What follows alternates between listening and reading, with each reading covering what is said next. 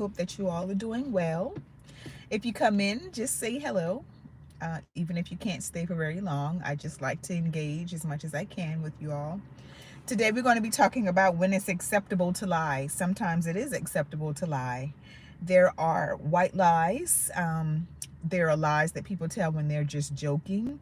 There are lies that can be told or have to be told sometimes to protect people or even save someone's life. Now, I'm going to be talking in particular about lies in the Bible because I know that you all have realized that when you go to court, if you are a Bible believer, you use the Bible to swear that you're going to tell the truth. However, there are lies in the Bible.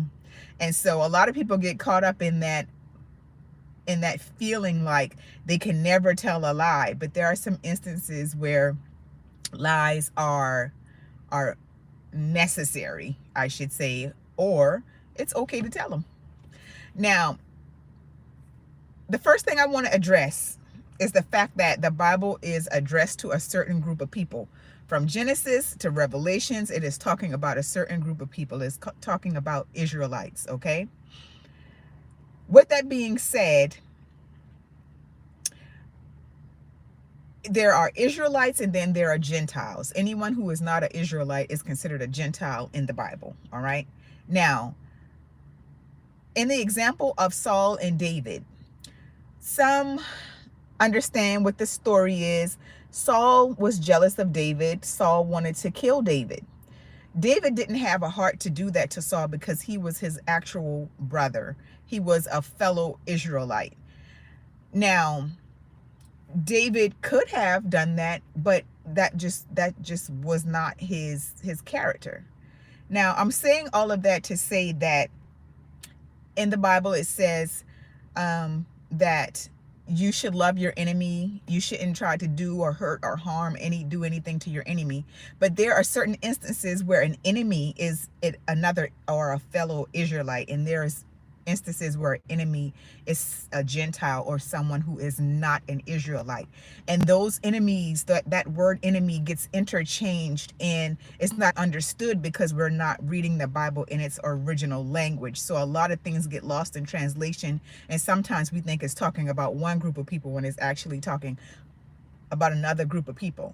So when the Bible is talking about turn the other cheek, is it saying to turn the other cheek to people that are constantly killing you, abusing you, misusing you, and things like that? Or is it talking about turning the other cheek to your actual family, your actual brother, giving them another chance because they are family?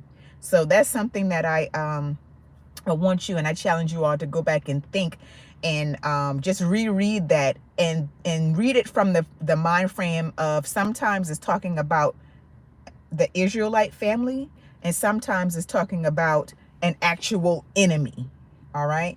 So the first lie in the Bible, in the book of Genesis, is not the first lie, but I'm just saying the first one I'm going to address. When Lot lies to protect the male angels from being sexually assaulted. In the story of Lot, a couple angels or men come to visit the home of Lot. And if you're familiar with it, it's in Sodom and Gomorrah. And the men in the village or the community wanted to sexually assault the angels. So Lot lied to protect them. The next one I want to address is in the book of Exodus, when the Hebrew midwives lied to Pharaoh to protect and save the male children.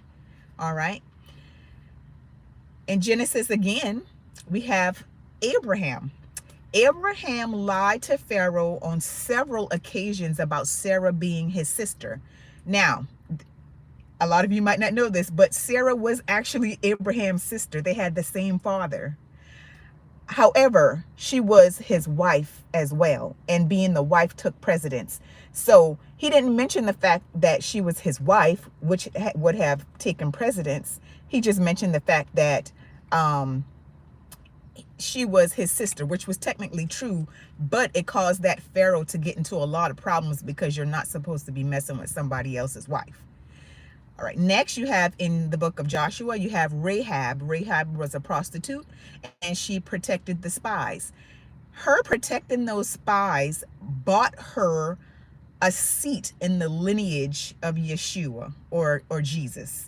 So yes, there's a prostitute in the lineage of Jesus, because everybody thinks, or some people I should say think, that Jesus is perfect. Okay, and if you think that, that's fine. And they think his lineage is perfect. But those were some very imperfect people, going all the way back to Adam and Eve. Very imperfect. David, imperfect, stole somebody else's wife and killed her husband over her. And then you have all of these other people that had tons of issues. All right, I want to say hi before I keep going a little bit. Hi, Abu. How are you? Thank you for dropping in. I'm doing well. Best Sigma male. Are you a Sigma? I'm not looking at your picture, but so I can't tell, but I'm just looking at the name. Best Sigma male. Are you a Sigma? Are you a Greek? I'm a married woman, and you might be trying to be funny, but I find that very disrespectful, and I don't play about my commitment. You look like Kasi. I don't know who that is. Artistic Jashu. I'm doing well. Abu, thank you for asking again, my love. Oh, my Lucifer. Artistic Abu. Oh, my Jesus. Oh, my holy. God bless you.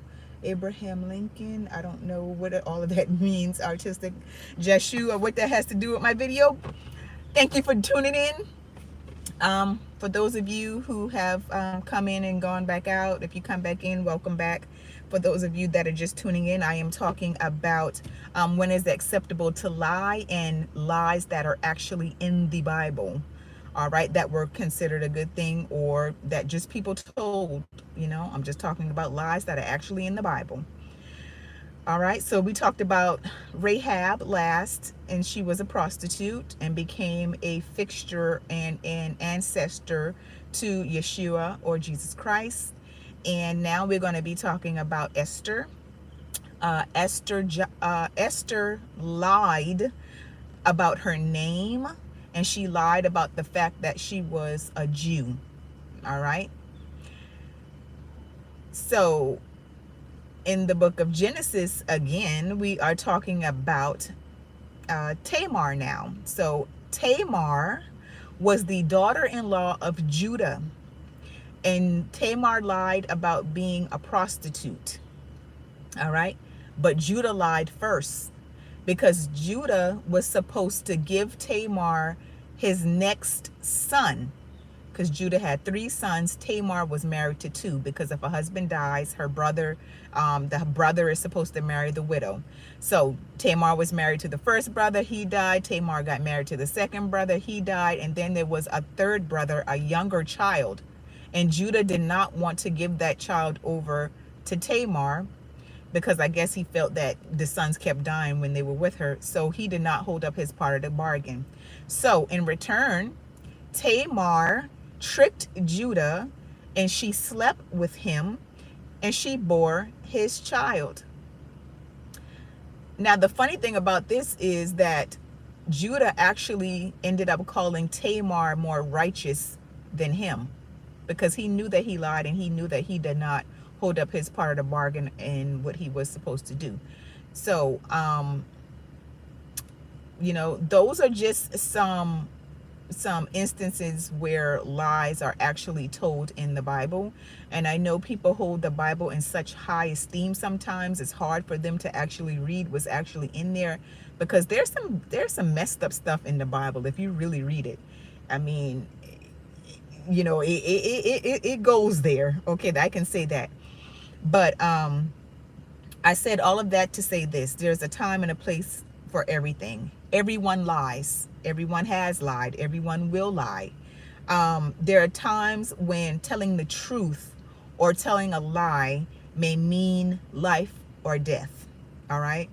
And I want you to be more forgiving of yourself if you have told a lie. You know, unfortunately, we live here on this planet, and especially a certain group of people, we live with a true enemy. And we have been taught and brainwashed to tell the truth all the time to people who lie to us every day, and have been for hundreds of years, and they don't have our best interests at heart. So all of this was about the fact that it's acceptable sometimes to lie. Sometimes you're rewarded for lying, and you can actually see a result of that in what's going on in the world. The richest in the world have not gotten there by being truthful and faithful all the time. So I want you all to use wisdom. Again, there's a time and a place for everything. There's a time to speak, a time to be quiet. And just ask the Most High for wisdom on what to say when it is time to speak. So you all be blessed, and thank you all so very much for watching.